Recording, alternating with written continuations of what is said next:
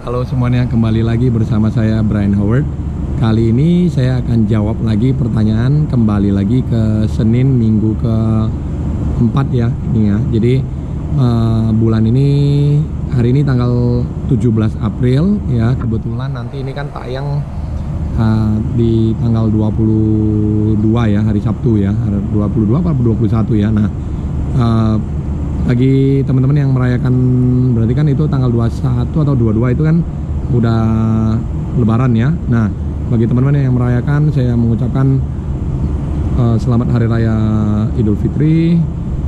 Mohon maaf lahir dan batin ya. Nah, semoga semuanya bertambah baik dan bertambah maju ya, sehat-sehat selalu ya. Nah, hari ini tanggal 17 April, hari Senin, tadi baru selesai melatih ya. Nah, saya tadi ada berenang sebentar ya, karena saya coba usahakan selesai ngelatih itu berenang lebih kurang kalau dapat lebih panjang 1000 meter ya, kalau enggak ya seadanya ya, misalnya 500 atau minimal hanya untuk bangunin badannya aja ya. Nah, di sini ada 5 pertanyaan. 5 pertanyaan ini dari 2 minggu ya. Jadi minggu sebelumnya kan saya menjelaskan mengenai alat ya. Nah, itu teman-teman udah bisa lihat ya. Bagi yang mulai dari tahun lalu itu minta saya untuk nge-review alat dan menjelaskan, praktekkan cara pemakaiannya, ya itu saya sudah buatkan ya. Jadi teman-teman tinggal kasih pertanyaan atau komentar apabila ada pertanyaannya ya. Dan saya nggak lama-lama lagi, saya langsung mulai. Nah, di sini ada di video ini ya. Mengapa saat ambil nafas di gaya bebas tangan kiri jatuh, drop elbow? Nah, izin berbagi pengalaman bab HNP. Nah, HNP ini yang kemarin saya bilang ada mengenai apa namanya, cedera di bagian punggung ya, bagian tulang punggung itu ya. Nah, saya kena HNP tepat tanggal 1 bulan 1 tahun 2017, berarti pas waktu tahun baru dong ya. Usia saya saat itu 56 tahun 2017, 18, 19, 20, 21, 22, 23, berarti udah 61 tahun dong Pak sekarang. Sakitnya luar biasa saat itu, bahkan berdiri pun hanya bisa bertahan lebih kurang 10 detik saja. Waduh, kalau hanya bisa bertahan 10 detik berarti udah parah banget ya. Dokter ortopedi Profesor Ahmad Syarwani dari Surabaya menyarankan saya berenang. Awalnya saya ragu sebab sakitnya tanpa jeda gimana mau berenang. Tapi akhirnya saya coba juga datang ke kolam renang. Nah, begitu masuk ke kolam renang langsung bisa berdiri. Alhamdulillah. Setelah itu saya berenang setiap hari, dan setelah lebih kurang 3 bulan saya sembuh total. Berarti lebih kurang 3 bulan ya berenang setiap hari. Berarti kalau setiap hari itu 7 hari per minggu ya, berarti setiap hari berenang. Nah, dan setelah lebih kurang 3 bulan saya sembuh total. Alhamdulillah. Untuk penderita HNP yang tadi komen tetap semangat ya, insya Allah sembuh. Nah di sini saya mungkin gini ya, saya mungkin menyarankan memang untuk apa namanya, berenang juga ya. Jadi kalau berenang ini kan mungkin gravitasinya berbeda ya dengan ketika kita jalan. Kalau berenang kan gravitasinya kita posisinya semua badan ini ke tidur gitu ya, posisi telentang gini ya. Dan posisi telungkup seperti ini ya. Jadi dan telentang ketika berenang gaya punggung ya. Nah, jadi gravitasinya juga penekanannya ke badan itu tidak langsung semua ke bagian kaki ya. Nah, kalau memang saya ada beberapa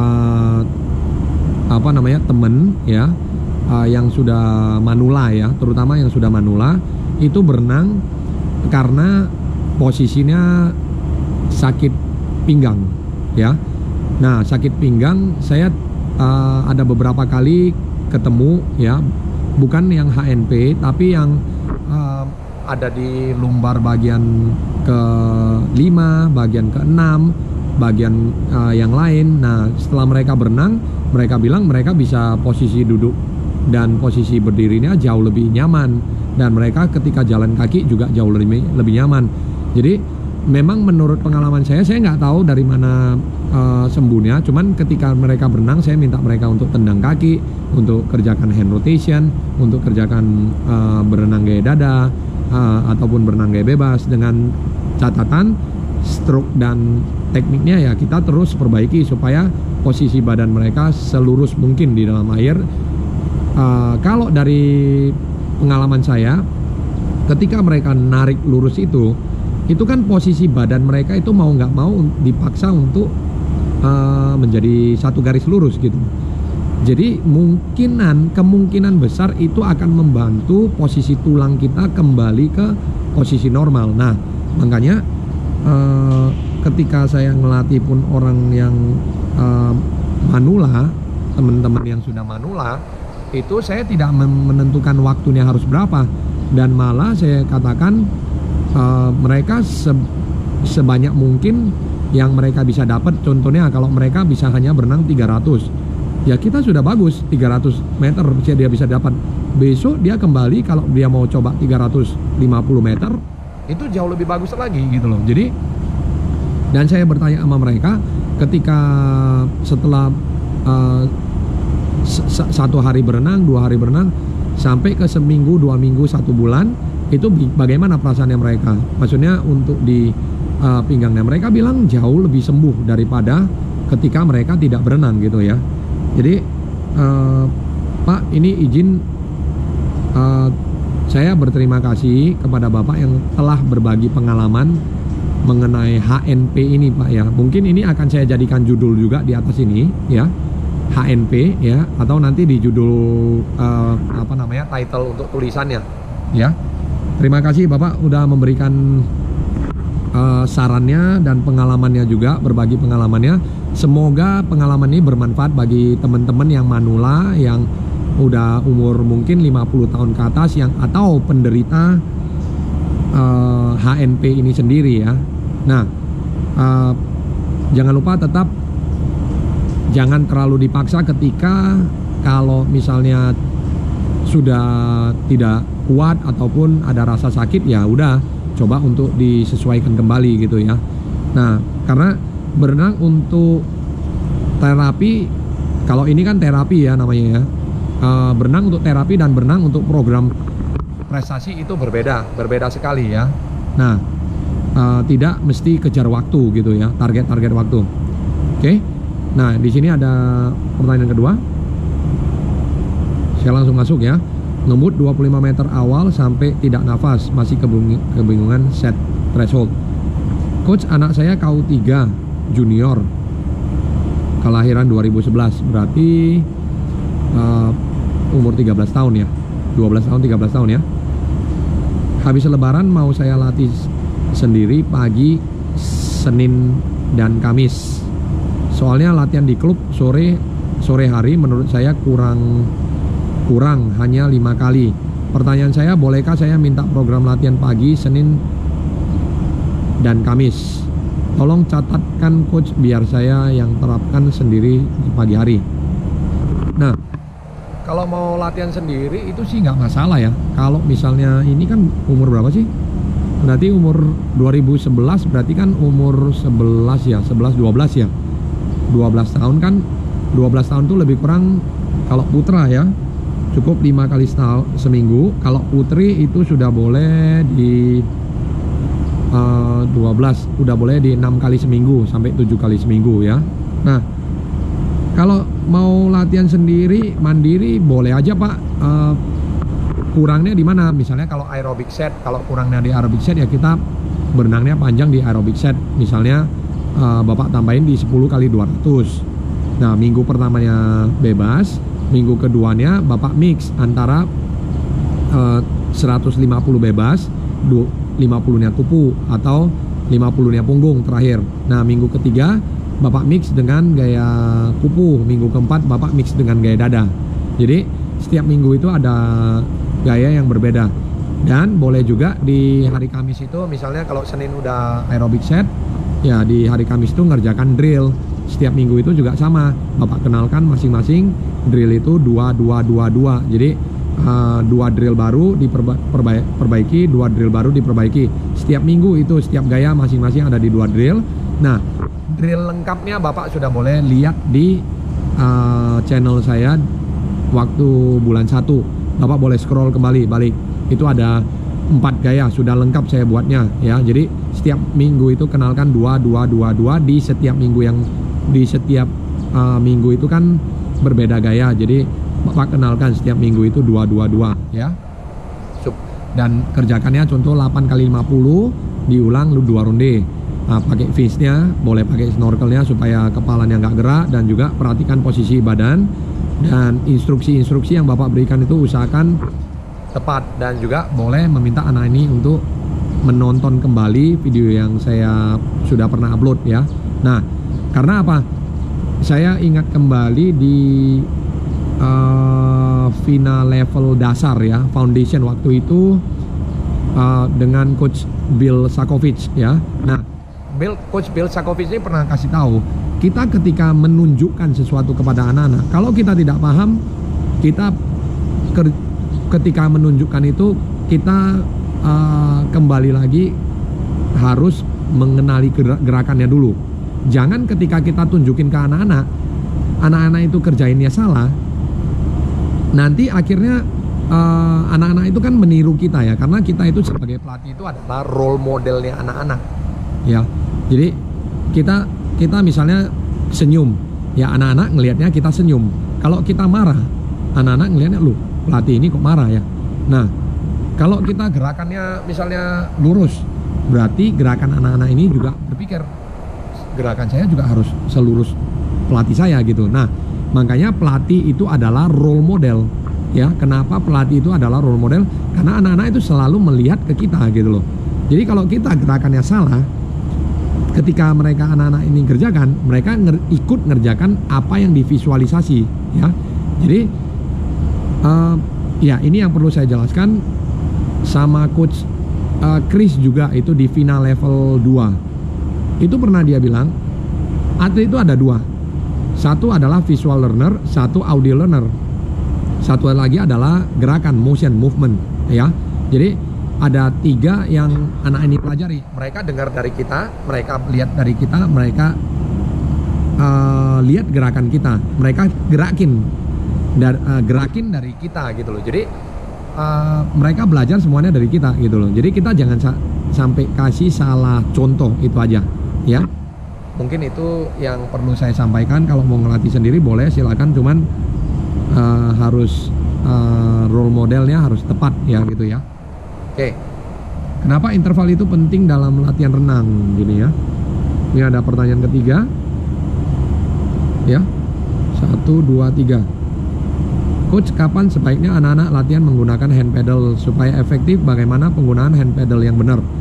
Nah, kalau hand pedal kemarin saya sudah jelaskan di alat-alat itu. Nah, di cara penggunaan alat-alat renang. Nah, baru aja minggu lalu, jadi bisa langsung dicek, dilihat ya.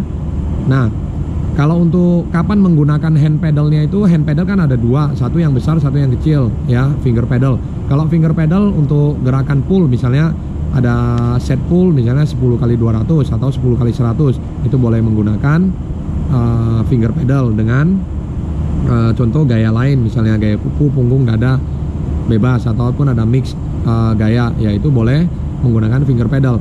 Tapi ketika kalau menggunakan pedal besar, itu boleh dipergunakan ketika mereka berenang gaya bebas. Kalau pedal besar ya, saya sarankan untuk menggunakan di gaya bebas ya. Kenapa? Kalau di gaya kupu, gaya punggung, gaya dada, kita gerakannya kan tidak selurus di gaya bebas. Jadi ketika kita tarikan, kalau pedalnya kebesaran ya, nah ini juga yang perlu diketahui, pedal juga jangan kebesaran, cukup ditelap telapak tangan tambah sedikit aja. Jadi contoh kayak saya dulu ya, waktu latihan di pelatnas itu kalau untuk pedalnya itu saya cuma dianjurkan pedal yang naik sedikit dari jari aja, paling segini bedanya dari jari ya.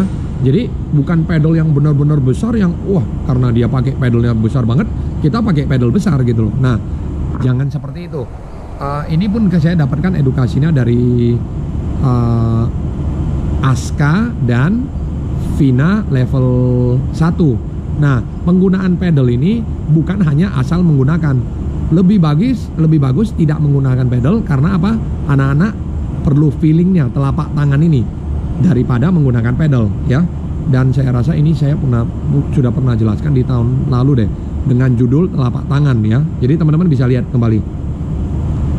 Nah, dan di sprint set, kalau di sprint set saya anjurkan pedal besar kalau di gaya bebas.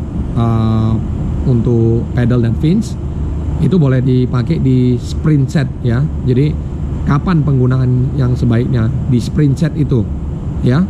Lalu habis itu pedal kecil boleh dipakai untuk jarak yang lebih panjang ya. Nah lalu apalagi ya kalau mengenai pedal ya itu ya kira-kira.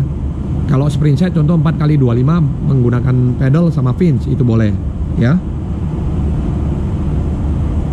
Nah, di sini ada video yang pertanyaan yang kelima ya. Pemikiran saya tentang race pace set latihan renang. Terima kasih coach, baru 5 hari ikut videonya jadi semangat dan jadi tertantang. Izin mau tanya. Anak saya umur 15 tahun dan umur 14 tahun. Waktunya 38 detik di gaya dada 50 meter. Tapi di umur 15 tahun waktunya 40 detik. Latihan apa yang bagus biar kakinya kuat? Nah, ini sebelum masuk ke latihan apa yang bagus ya. Kalau di umur 15 tahun itu kalau bisa diarahkan ke nomor yang lebih panjang, sehingga ketika dia turun di nomor yang lebih pendek, contoh dia turun di 200 dada, 100 dada. Ketika dia turun di nomor pendek itu akan jauh lebih kuat daripada ketika dia tidak turun di 200 dan 100 meter ya. Itu mungkin saya sarannya ya. Nah, berarti ketika umur 15 tahun dia 40 detik, ketika umur 14 tahun dia 38 detik ya, seperti itu kira-kira ya. Nah, kalau untuk penguatan kaki umur 15 tahun ya, ketika kita masukin kerangka pre-main set ya, itu saya setiap kali udah beritahu kaki itu adalah komponen utama daripada berenang kita, badan kita ketika kita berenang ya. Nah, jadi kalau mau penguatan kaki itu adalah kita harus latih kaki itu sendiri. Misalnya kalau di pre-main set kita ada kerjakan 5x200 atau 6x200 kaki, setiapnya katakan di 4 menit misalnya. Nah, kalau dia bisa masuk di interval 4 menit, katakan dia tendang di 350, kita observasi selama 3 minggu. Kalau dia sudah lebih kuat ya kita turunin intervalnya ke 355. Itu penguatan kaki.